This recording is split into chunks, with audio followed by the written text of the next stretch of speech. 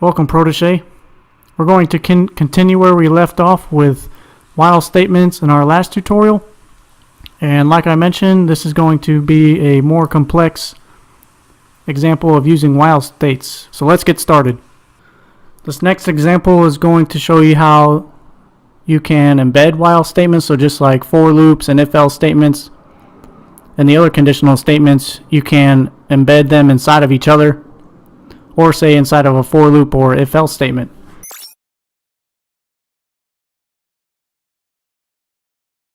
We're going to only use while statements for this example.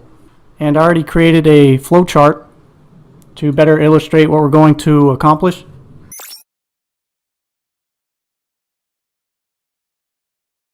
Essentially, we're going to create a random array that holds a bunch of different temperature values, and we're also going to have an array that holds our battery state, and this battery state will change from 0 to 1. So if your battery is good, then it's a 1. If your battery is low, then it will change to a 0. And those arrays are each going to be a row vector of 500 elements, and we're going to iterate through each of those values and run the code based on those values. So we start out at this first conditional block, or decision diamond.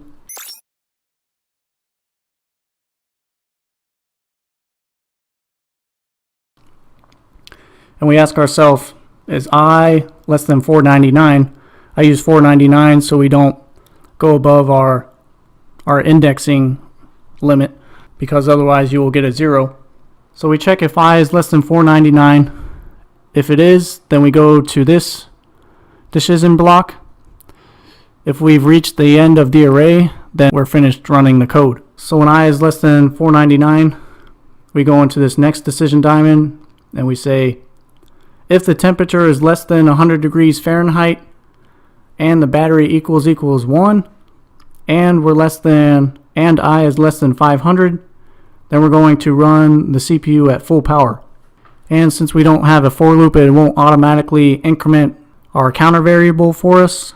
So we do that manually.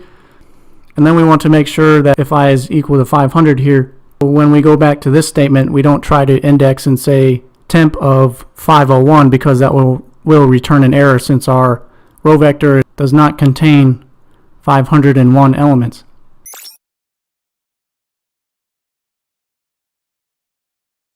If I is equal to 500, then we break out of this. A break jumps you out of the while statement. It won't check the condition again. It will just continue on to the next section of code.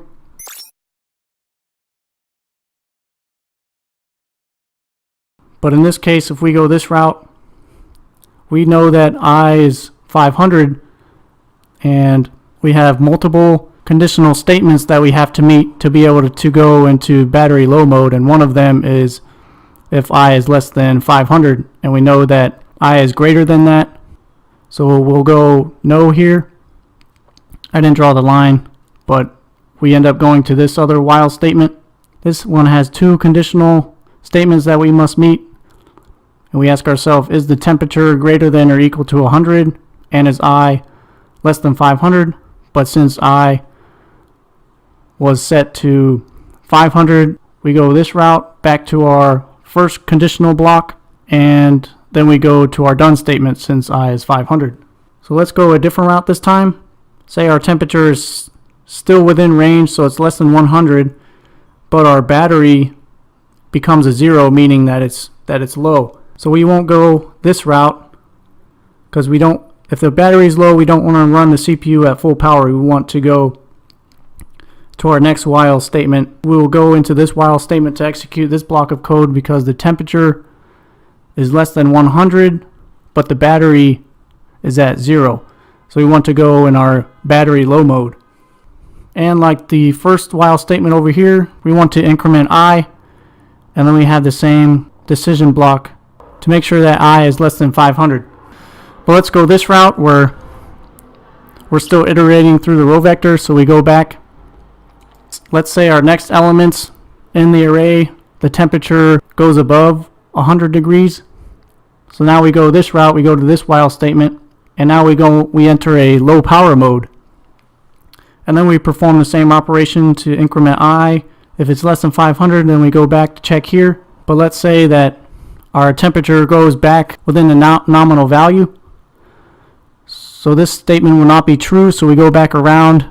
I is still less than 499, and then we check our next elements in the array, so forth and so on until we get to the end of each array. I'll try to keep this diagram in the corner so we can write the code based on that. Using all while statements isn't the best solution here, but I wanted to show you the concepts of while statements. First off, we need a while statement to handle this decision diamond. I'm going to use I as our counter variable. We want to make sure that that's less than 499. We want to write a while statement to handle this decision diamond, and we need 3 conditional statements. We want to check that temp is less than 100, the battery equals 1, and I is less than 500.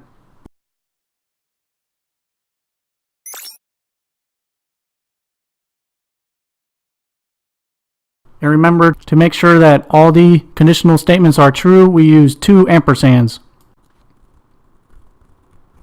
So here we want to index into our temp array, and we pass I into that.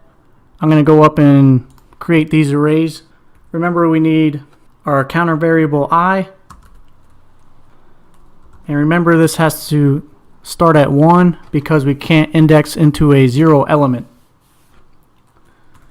Then I'm going to create the temperature row vector. You should know how to create random vectors by now. And these random values will be between 60 degrees Fahrenheit and 194 degrees Fahrenheit. And I'm also going to create a row vector for our battery values, and again, those values will just be 0s and 1s.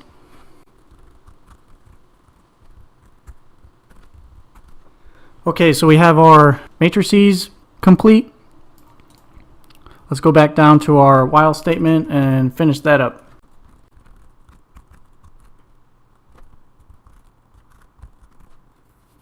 So now we have this decision diamond taken care of. And if this is true, we want to execute this code. So I'm going to go inside of this while statement and just do some simple displays to the screen and then increment I.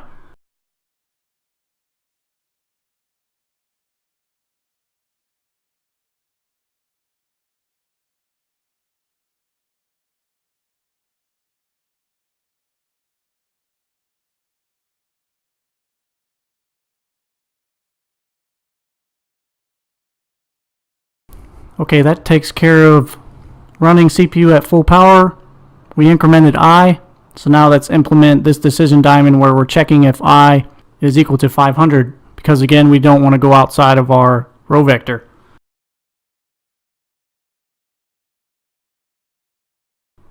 And again, with this break, if we enter into this if statement to execute this break, then we will break out of this while statement.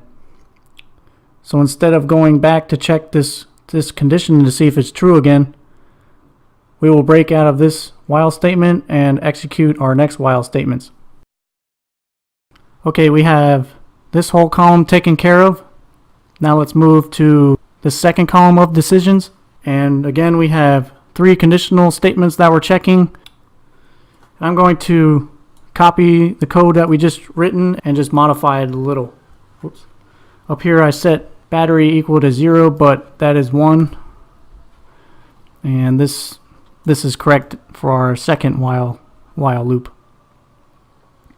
And again, we're displaying our counter variable, what the temperature is, what the battery is at, and then we want to display that we're entering our battery low mode. And we want to increment I, and then again we want to check if it's 500. If it's not, then we go back to this while statement and check if that's true. But if we break out of this while statement, we will jump to our next code that would be down here. which will be our third column of decision diamonds. So again, I'm going to copy this code and reuse it.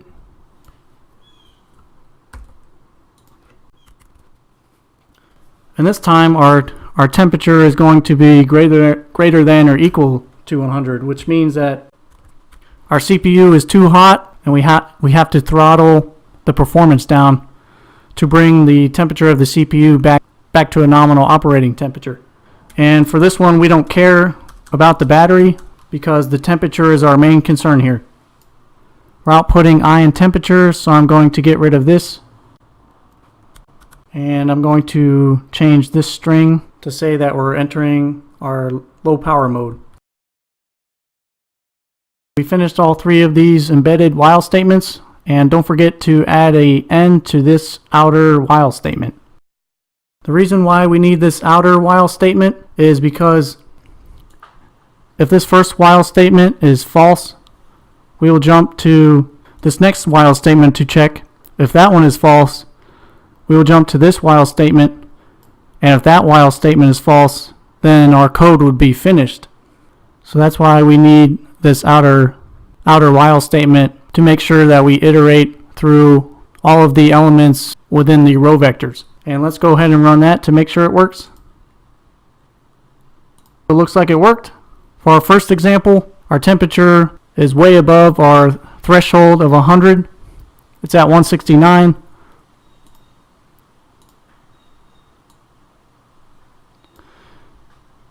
So we enter into this while statement to execute that code. I equals 2, we're still above our nominal range, and we still output the code here.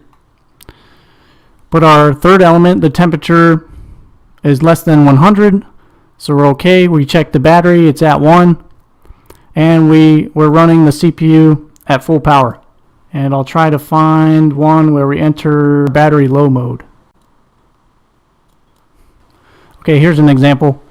Our temperature is at 64, but our battery is low because we have a 0 here. So we go into this while statement and we say our battery is low, so we enter our battery save mode.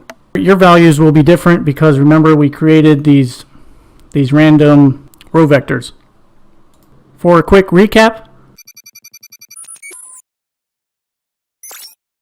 we showed you a more complex example where we first wrote out the block diagram or our flowchart to give you a better idea of what we wanted to accomplish, and then we translated that flowchart into our block of code. We had this outer while statement to make sure that we iterated through all of the elements within the row vector, and then we had 3 inner while statements that were checking each of the conditions that we had in our 3 decision diamonds. That's it for this tutorial. Thank you for watching. Please subscribe below or leave a question or comment.